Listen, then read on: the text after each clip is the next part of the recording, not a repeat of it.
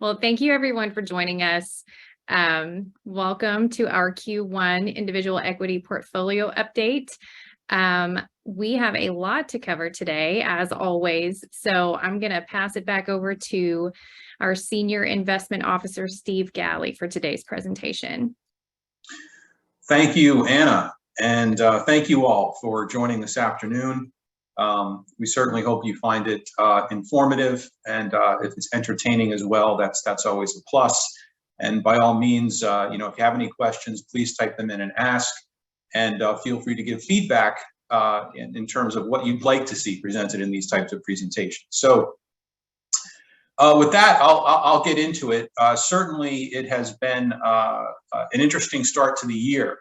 So I'll discuss, what's been happening in the financial markets, all this recession talk, and then maybe not a recession talk, and then what that all means for what we're doing in regards to our portfolios.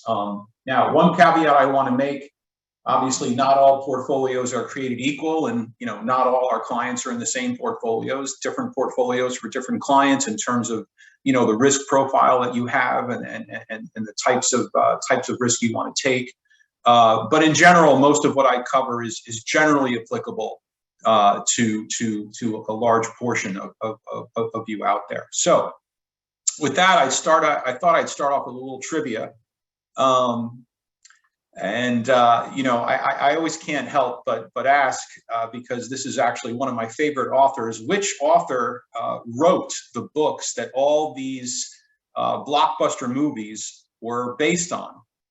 And for those of you out there who know the answer, congratulations, but it is Michael Lewis. Michael Lewis, who wrote his first bestseller called Liar's Poker. And there's a picture of Michael Lewis. One of the reasons I kind of like Michael Lewis is, well, not only does he write really interesting books, but Liar's Poker was one of the reasons I started in this business in the first place. I read that book when it came out, in the 80s, and I thought, wow, that sounds so great. That's something I want to do. So Liar's Poker chronicled basically the rise of Wall Street, and it specifically referenced, Michael Lewis's experience as a young bond trader on the Salomon Brothers bond trading floor. And for those of you who've ever played it, Liar's Poker is actually a game where, if you were on the trading floor, people would take out, a $10 bill, for example, and all these bills have, if you ever seen, these bills, they have serial numbers on them, right? And anything from 1 to 9 to 0. So you would stand in a circle and you would start to try and guess who could have the best hands. In other words, someone would say, I have 5 5s, but it's not just what they had on their bill, it's what everyone else had in combination. So just as in poker, you don't play your hand, you play the player. So it was always trying to understand, who was bluffing, who wasn't. And it was a legendary game played on the trading floor by all those swashbuckling bond traders. But anyway, the reason I bring this up is because Michael Lewis always seems to find himself at the right place at the right time. He caught, the rise of Wall Street in the 80s. He did the same thing with the statistics revolution when he wrote Moneyball, which was what that film that Brad Pitt starred in. He did the same thing with football on the blind side. And so the interesting thing now is that he's also found himself in the right place at the right time. For any of you who have, kept track of some of the cryptocurrency headlines, FTX was one of the largest company failures in history, not just relating to cryptocurrency, but in general. And the gentleman on the screen here, Samuel Bankman-Fried, who was at the head of that. Well, guess who was hanging out with Samuel Bankman-Fried for several weeks before everything came crashing down? That's right, it was Michael Lewis. So there's no doubt in my mind that Michael Lewis will be writing another best-selling novel, probably about all the stuff that happened both before and after FTX went down. So I'll be looking forward to that. I wonder who will end up acting in that movie, because I'm sure they'll make a movie out of it. So we'll have to see. But anyway, hats off to Michael Lewis for just really always being in the right place at the right time and writing really well about these types of things. So, at the start of the year, we've seen a lot of different headlines, one of the things that's really been talked about a lot is this whole chat GPT. And for those of you who aren't familiar with that, I'll get into that a little bit later. But that's all about the applications of artificial intelligence and the companies that are starting to really invest heavily in artificial intelligence. That's something that I think is an important trend to keep track of. There's talk this year about, is this economy doing well? Is it not doing well? Are we going to have a quote unquote soft landing of the economy that the Federal Reserve is trying to orchestrate? Is that really a fairy tale that's too good to be true? There's also talks of lots of layoffs. There's been layoffs at Microsoft, Goldman Sachs, Facebook, Salesforce.com, lots of tech layoffs, lots of bank layoffs. And yet you have other headlines, which is, this is Boeing saying they haven't hired enough, right? So it's an interesting story with employment. We'll talk more about employment because that I think has, it's very telling in terms of what's a driving force behind what's happening in the markets.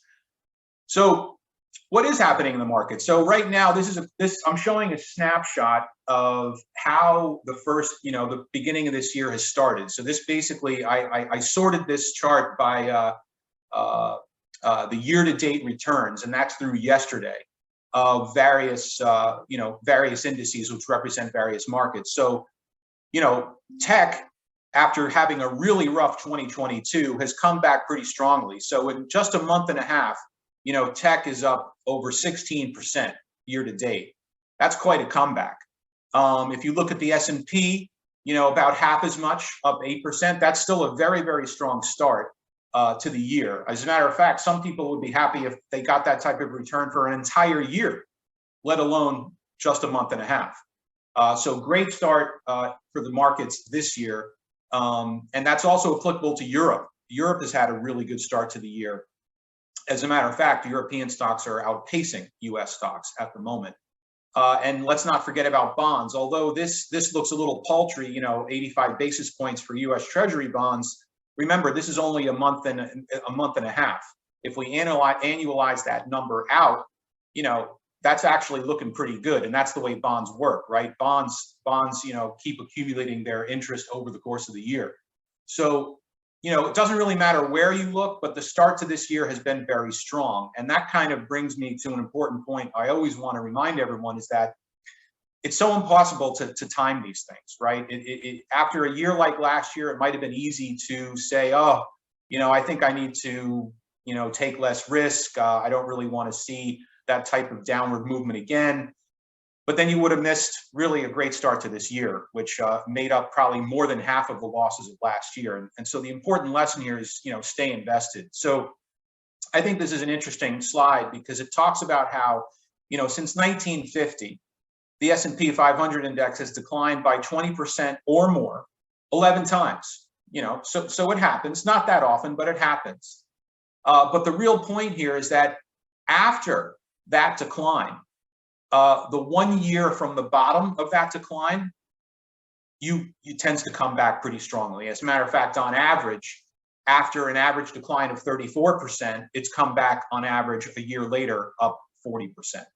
So the point is, after usually the market gets beat up, it's usually pretty resilient. And it's really important to be invested to catch those types of recoveries and not get discouraged when we have these inevitable downturns, because they do happen. What's happened so far year to date? Well, I don't know if people remember, but last year, cryptocurrency was a sector that just did incredibly poorly. Not so bad so far this year. Bitcoin's up 32% year to date. That's come back.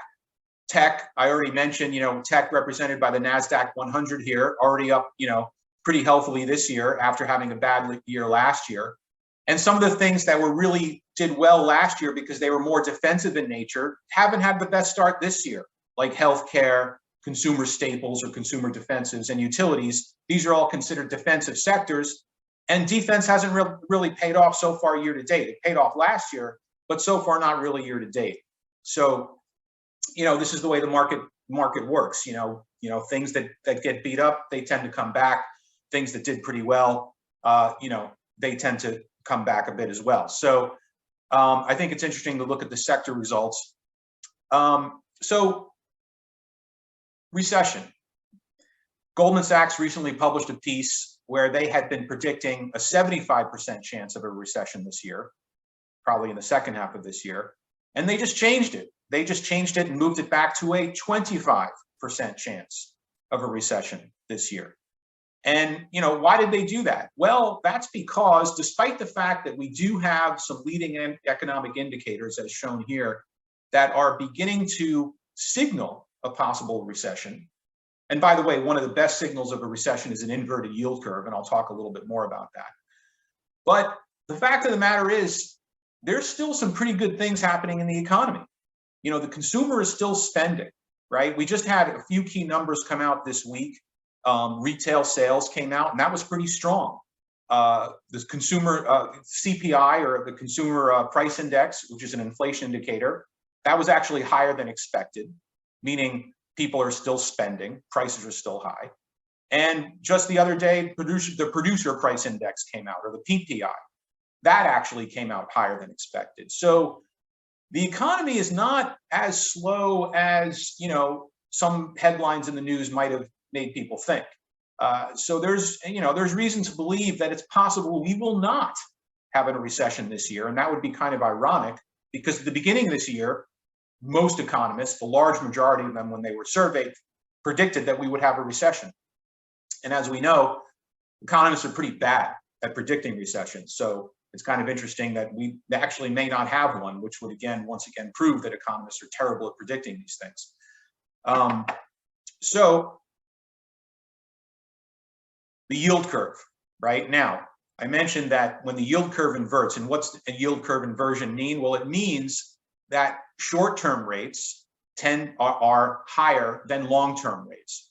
And that's the case right now. In other words, the 10-year Treasury bond right now is yielding around 3.6, 3.7%. The 1-year T-bill is yielding almost 5%. So if you can get 5% out of 1 year, well, why would you only settle for 3.7 or so percent on a 10-year? The answer is because the guys who trade the 10-year Treasury bond think that in a few years, that's actually going to be a pretty good yield to have. Remember, it's about you're getting that for 10 years. And so the reason that the yield curve is inverted is because if we go into a recession, whether it's this year or next year, what does the Fed normally have to do? They cut interest rates. And if the Federal Reserve cut interest rates, that means that the short end of the Treasury curve will come back down.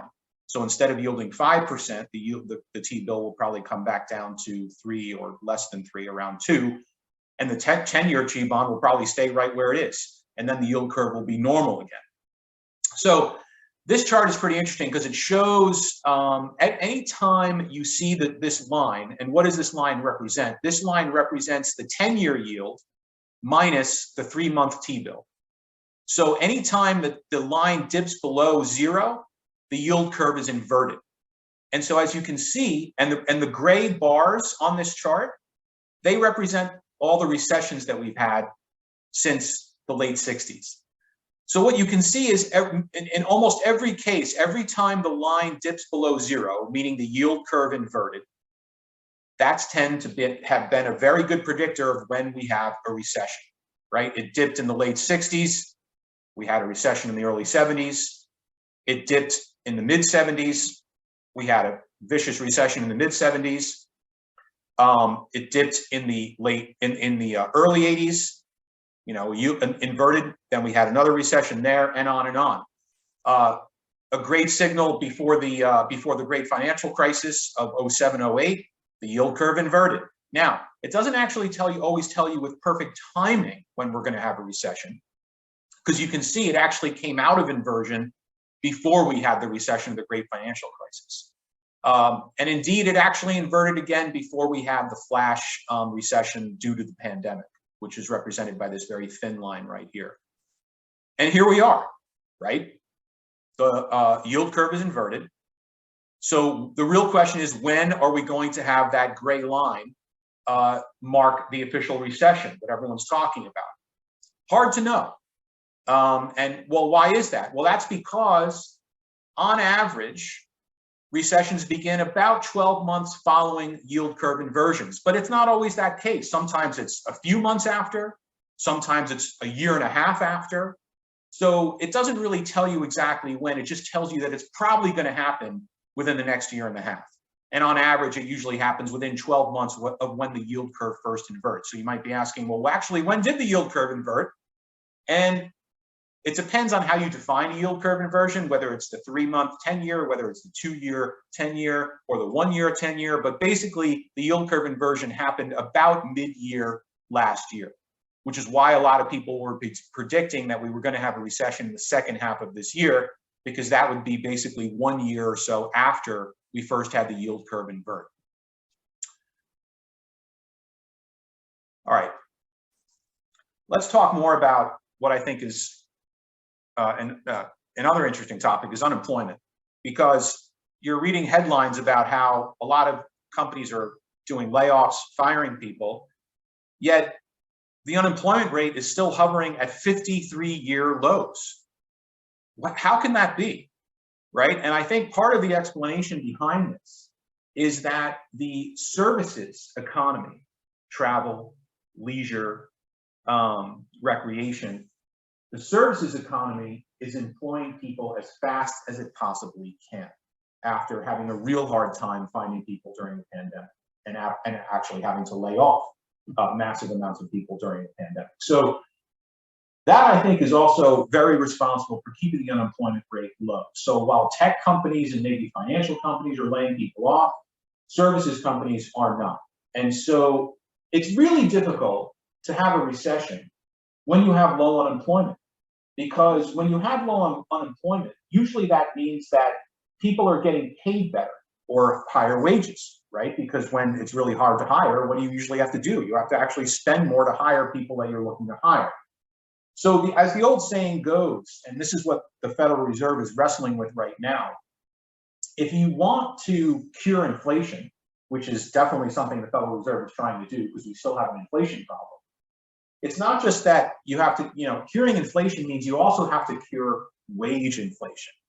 And the only way you can cure wage inflation is to get unemployment to go up.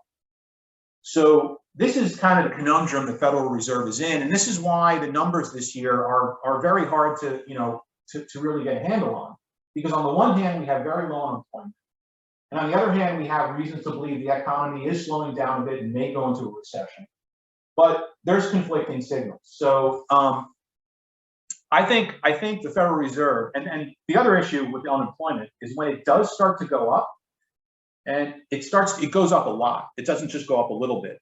So if you take a look at the slide I have here, it shows that once the unemployment rate does go up, it goes up on average by 2.5% every time, right? So if that starts to happen now, the question is it's probably unlikely once it starts to go up, it's unlikely it's only going to go up a little bit. And if it starts to move up and it follows history and goes up by at least 2.5%, well, then that's what I think will definitely throw us into a recession. So that's why I think it's really important to keep an eye on unemployment numbers.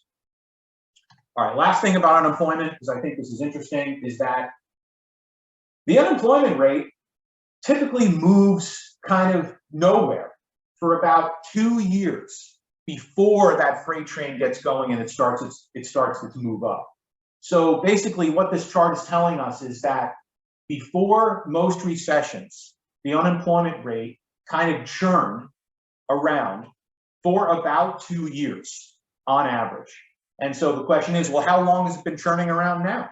And the answer is it's been churning around for about a year. It's pretty much been at a low point since March of last year, and it's pretty much still at that low point right now. So it's possible that the unemployment rate could stay low for another year or so, which would that would mean that we would probably push a recession, if it does happen, into 2024, if history holds true, and we can learn from the fact that this is what happens when unemployment is at a low point and it stays that way for a while. So what does that mean for the stock market, right? And so another thing that history teaches us about the stock market, and recessions is that stocks actually do pretty well, pretty much right before a recession. And so on average, actually the stock market tends to peak 6 months before the official start of a recession. Now remember, a recession doesn't officially start until the National Bureau of Economic Research says it starts. They are they're part of the federal government that is administered with or tasked with determining if and when we are in a recession and how long those recessions last. How they do that is a little bit of a mystery, although it's pretty clear that they follow certain statistics and use those statistics in determining whether we're in a recession. But they are the ones who decide if we're in the recession, and they have not decided that we are in one yet. And many times they don't decide we're in one until retroactively, meaning it might be that a year from now they decide that we started a recession in June of this year. That's just the way it works. But interestingly enough, if indeed we're not going to have a recession this year, and a recession won't start until 2024, well, if history is a guide, that means the stock market still might do all right, because we might still have some room to run, because the stock market tends to do pretty well right up until a half a year before the recession. So I think that's another thing to keep in mind, that just because we're talking about a recession, if it's not until next year, I think we still might have some room to run in the market. So the other thing I always like to point out is that, after such a bad year last year, and this kind of shows that last year, and this is the S&P 500 returns last year, which was down about 19%, rarely do you have two consecutive or multi-consecutive years of market declines. The only time that's happened since 1980 is after the dot-com bubble burst, and the market was in the doldrums for basically 3 years straight. We had 3 straight years of negative returns. But in general, anytime we had a year of negative returns in the last 40 some odd years, it was always followed by a positive year. And year to date so far, that's playing out this year, right? We've already had a pretty good increase this year. Now, my caveat is, because the year has started off so strongly, it's possible that the markets may not do much for the rest of the year. I mean, if the S&P is already up 8% this year, like I said, some people are pretty happy with that return for an entire year. So the S&P may end up grinding around for the rest of this year, but still, if we end up having an 8% plus year, that's not too bad. And that gets into one of the reasons why we favor dividend stocks, but I'll get more to that point in a minute. So, by the way, I always like to point out, a year ago, when we were looking at these things, and hopefully you were tuned into the webinar then, a year ago, we had equity valuations which were in what I consider to be unreasonably expensive territory. So this chart, which I always like to show, kind of shows the forward PE ratio of the S&P 500 for the last 25 years or so. And anytime that ratio is in this zone that I'm highlighting, 66% of the time, the PE ratio of the market is in here. Sometimes a little more than average, sometimes a little less than average, but hovering around that average. And a year ago, we were a lot higher than that. So things were expensive. Where are we now? Well, I would say that we're back in that relatively reasonable valuation zone. Not cheap, right? We're still above the 25-year average. Right now, we're hovering around 18, when the average is around 16, 17. But certainly not where we were this time last year. So that should give us a little bit of comfort that, and certainly after the run-up we've had year to date, equities are no longer cheap. They're perhaps a little bit expensive. So I think that's always important to keep in mind. That being said, one of the reasons that I think the markets have been more exuberant this year is because I think a lot of investors believe that we've seen a turning point. We passed peak inflation, right? Inflation has come down since it peaked in the middle of last year in June. We've also seen the US dollar come down pretty substantially since it peaked in October of last year. And that's one of the reasons that international stocks have been doing really well. And we potentially have already seen a peak in interest rates. Despite the fact that the Federal Reserve is still raising rates, the bond market seems to have anticipated most of that. And so we have potentially seen, at least for now, the high point in interest rates. That tends to be a bullish signal for the market. So I think the market is pretty excited about the fact that we've maybe hit the turning point in a lot of these key things.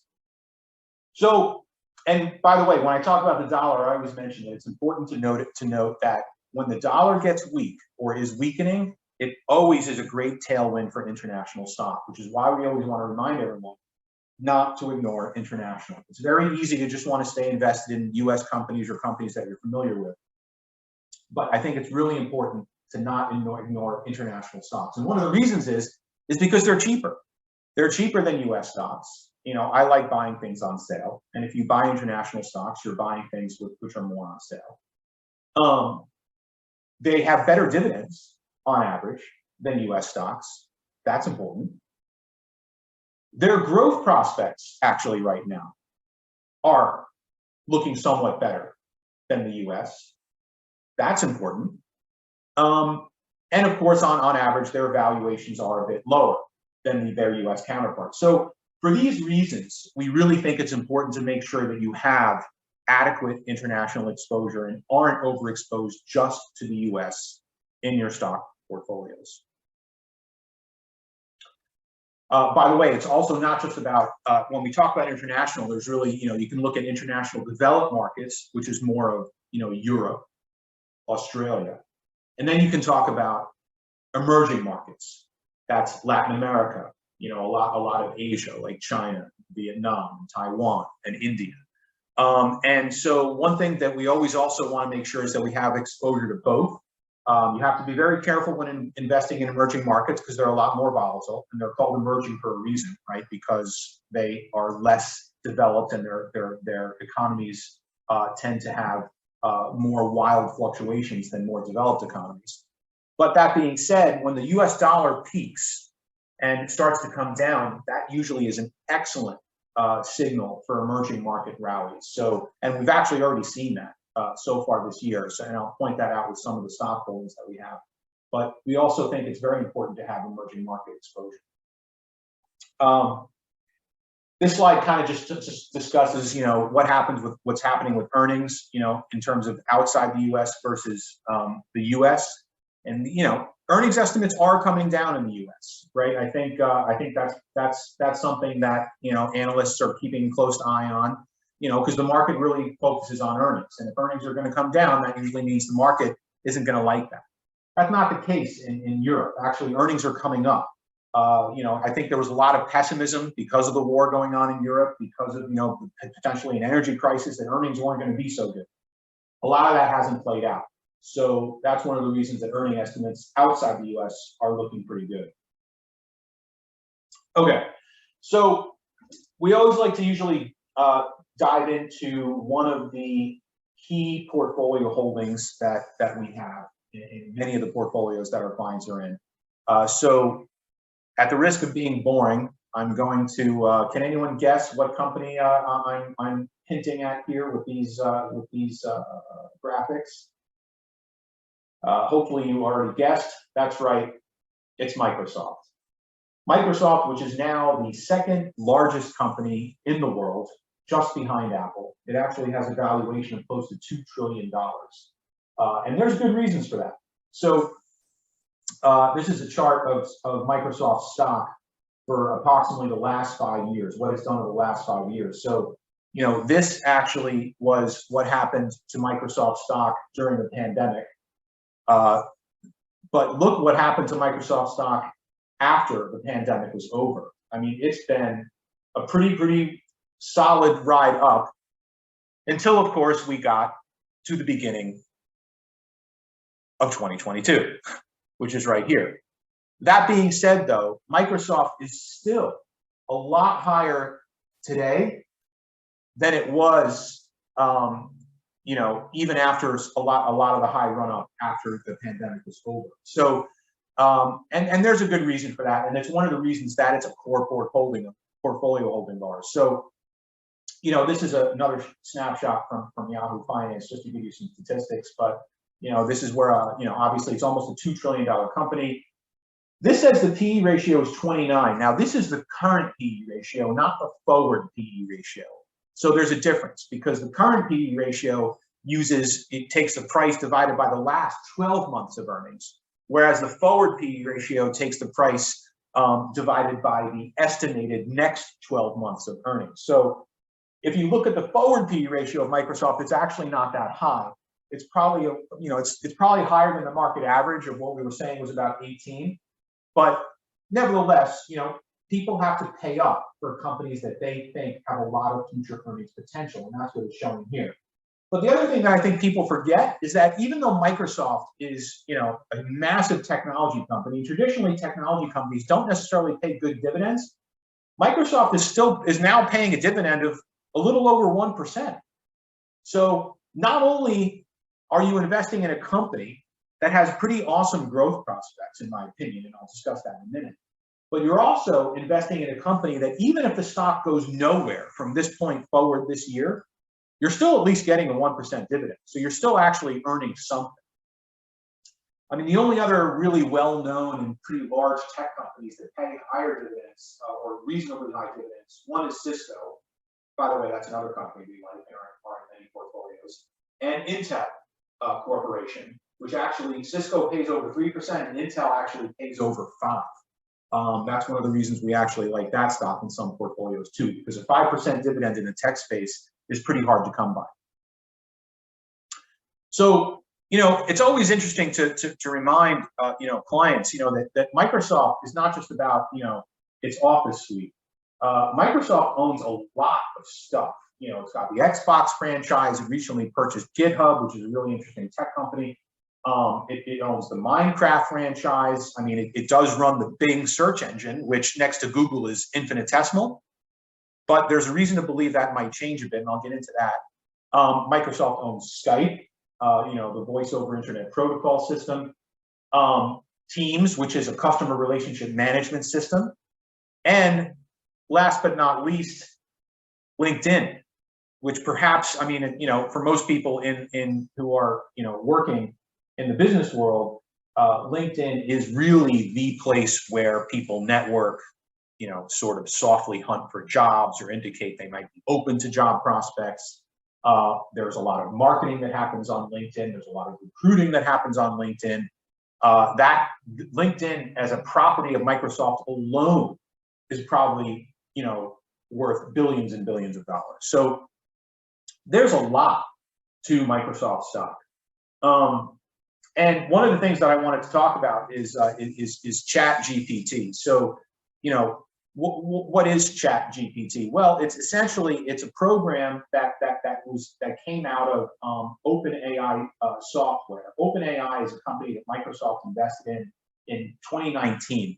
And it recently just it boosted its investment in the OpenAI software space by $10 billion. So Microsoft is really investing in that and probably may end up owning it outright. But ChatGPT is basically a new application of AI. And I had a friend of mine who's a chemical engineer query ChatGPT and say, write me up a paper that describes the fusion of this with that. And it did it within a minute and a half. And he said it actually wrote something that was pretty impressive.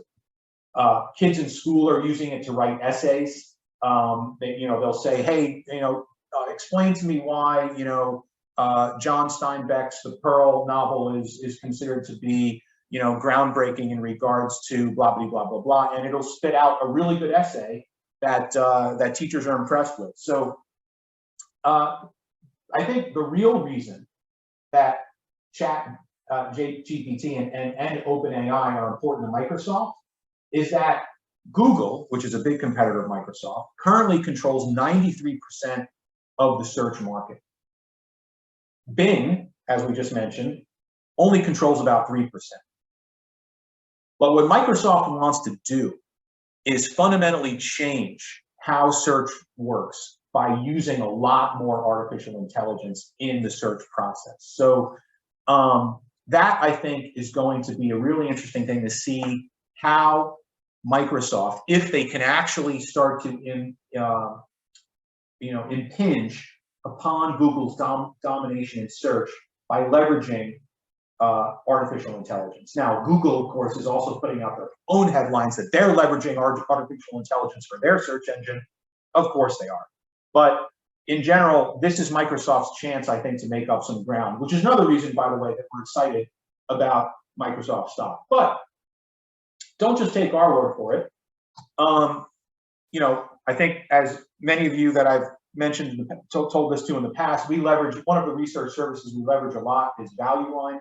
It's been around for a long, long time. It's an excellent research service.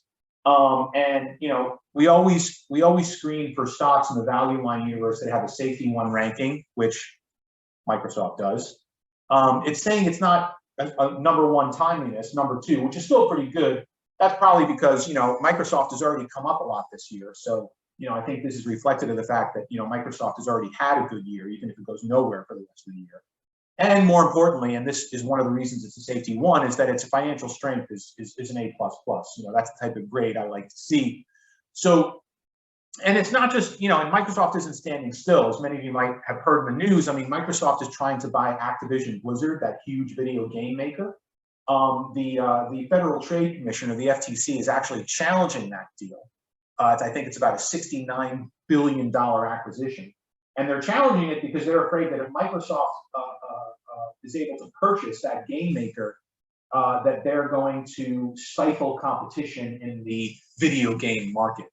I don't know if I agree with that argument. I think there's plenty of other companies out there that compete, you know, Sony being one of them with their PlayStation, you know, Nintendo being another, and Apple, of course, as another. But nevertheless, that's being challenged. So we'll see how that plays out. But, you know, I do think that that's one of the reasons why we really like Microsoft on our portfolios. And, you know, I think the other thing that Value Line mentioned in their research, which I want to say, is that, you know, quote unquote, the chatbot technology employed by ChatGPT. And by the way, what does ChatGPT stand for? It stands for Chat Generative Pre-trained Transformer. That's ChatGPT for short. But Value Line goes on to say that it has ChatGPT has the potential to rival and replace current search engines. With this partnership, Microsoft plans to incorporate ChatGPT into its products. The ripple effect could be far and wide, creating potential significant upside for the software company. That's what I like to hear. That's one of the reasons Microsoft is one of our core holdings in the portfolios. It's pretty hard not to, you know, be exposed to that type of growth and growth potential. So just wanted to highlight, we always try and highlight, you know, a stock or two in the portfolios. So what are the things that we need to pay attention to in 2023? Well, certainly, is inflation past its peak? Now, recent numbers that just came out, you know, they were certainly not encouraging that inflation is still coming down. As a matter of fact, a lot of people are a little worried that inflation isn't going to keep coming down and may kind of hang around where it is right now. That wouldn't be good. I don't think the market would like that. That would also mean the Federal Reserve has to keep raising rates. I think a lot of market participants are hoping that the Fed is done raising rates this year. Maybe they are, maybe they're not. I mean, most of the market believes the Fed will raise rates at least 2 more times, probably 3, and then maybe they pause. So that's something to keep an eye on. Valuations are more reasonable after such a brutal year last year, but as we just said, they're still expensive. So the real question is, can companies actually deliver solid earnings which justify the fact that they are expensive, right? Because if earnings come in on the higher side, then the PE ratio will come down, right? Because it's price over earnings. So if the denominator goes up, then the PE ratio will go down. Will international continue to do well? Well, with a falling U.S. dollar and a problematic trade deficit, it's possible international will continue to do well. And there's always the potential upside of what if the war in Ukraine resolves itself, or it comes to some conclusion, or somehow has some encouraging signs. I think that would be a big bonus for international stocks. As we talked about, what's happening with unemployment? As long as that rate stays low, I think we're okay. It's very hard to have a recession when you have record low unemployment. But the question is, when will it start to climb? And when it does start to climb, how high will it climb, right? And that's what I think we have to keep Certainly the US housing market is kind of having a rough time. Mortgage rates are still pretty high. They've come down a bit, which, has spurred some activity. But certainly the housing market is a lot slower. Mortgage activity is a lot slower. That's one of the reasons we see the banks laying people off. They have to lay off mortgage originators in their mortgage departments, unfortunately. So it'll be interesting to see how much further or how much longer it takes for the higher rates to ripple through the housing market. Again, bond market, right now bonds are back, right? The old saying goes, the income is back in fixed income. And I've been buying a lot of bonds for clients. There's, the yields are more attractive. So the question is, are they going to stay that way? Can they move even higher? Yes, they can. But if we go into a recession, then the Fed will have to cut rates and then those yields will come back down. It's just a question of, usually the inverted yield curve predicts a recession. It's just a question of when. And that's what is still the wild card. China is a wild card as well. I mean, obviously they've relaxed their zero tolerance COVID policies. So I think that's one of the reasons that international stocks are a little more exuberant, because China is the second largest economy in the world. And when China is reopening and consuming and spending, that tends to be good for the international economy at large. Then, of course, as I mentioned, we still have this the Russia-Ukraine war, and that's still very much of a wild card this year as well in terms of the impact that will have on the markets. So what does that mean for portfolios? What are we doing? Well, I think it's important to recognize that after we had such a strong start in just the first month and a half of this year, maybe we should not be over optimistic for too much more. And that's one of the reasons why we think that being in dividend-oriented stocks is important. Because, like I said, why is a dividend important? A dividend is important because even if you own the stock, but it's not really moving, right? If you're still collecting that dividend, right? So even if you own Microsoft and Microsoft doesn't move anymore for this year, it doesn't move up, you're still at least going to collect that 1% dividend every quarter. That's good, and obviously we have been favoring more value-oriented dividend-paying stocks because we do believe that that's going to be an important component of your total return moving forward this year. We like defensive sectors as well because, defensive sectors tend to pay higher dividends. Healthcare, utilities, they all pay higher dividends. Consumer defensive stocks, they pay higher dividends. That's important, especially if this year is going to be volatile, and especially if we're looking at potentially a recession later in this year or next year. We still really like the healthcare sector. We still are relatively overweight that sector in most portfolios. But as I've been mentioning, we are no longer going to be underweight international equity. So what does moving to neutral mean? Moving to neutral means that relative to the benchmarks that we track, and we're very focused on benchmarks, we believe that we should not be underweight international. Again, there's a lot of reasons that we think international is undervalued, better earnings prospects, higher dividends. Another reason, that's all the reasons why we don't want to be underweight international and moving to neutral. And so we will be increasing some of our international names. And by the way, a lot of the international names that we like have been really strong performers so far year to date. Mercado Libre, which is considered the Amazon of Latin America, that's up 37% year to date. That's pretty awesome. Taiwan Semiconductor, an emerging market stock because it's in Taiwan, 24% year to date. ASML, which is a huge semiconductor supplier and big player in the semiconductor market. That's a Dutch company, actually, or Dutch headquartered, 24% year to date. So these are great moves, and this is one of the reasons why we don't want to ignore international stocks.